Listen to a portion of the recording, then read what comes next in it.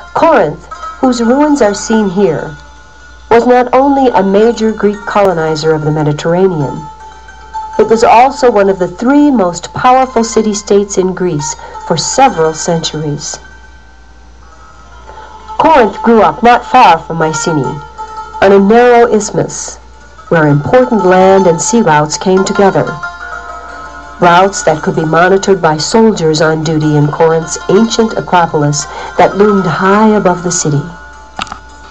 Today it is hard to imagine, just from looking at these ruins, what a rich and powerful place Corinth once was.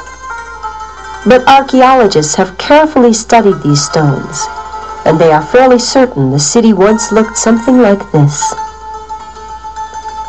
At its center stood the great temple of Apollo, who was the god of the sun, music, healing, and prophecy. Here we can see all that remains of that beautiful building. Ancient Greek temples, such as this one in Athens, were never entered for worship by ordinary people. Instead, temples were considered to be the houses of the gods, and sacrificial offerings were always made on altars that stood outside. Not far from the Temple of Apollo was the center of all of Corinth's commercial and governmental activities. This was a huge open marketplace, or agora, that was lined on two sides with shops where such items as wine, pottery, and olives could be purchased. Opposite the central shops on the far side of the market square was a long covered area called a stoa, which was attached to the main building of Corinthian government, the Senate House.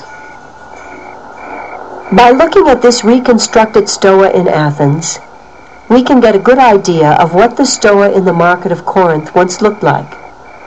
Under its huge roof, citizens of the city-state could either sell things or simply meet and talk, shaded from the intense sunlight and protected from stormy weather.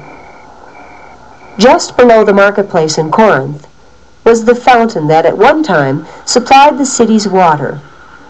By passing through stone archways, slaves were able to fill jugs with cool, fresh water, which they then carried back to their masters' houses.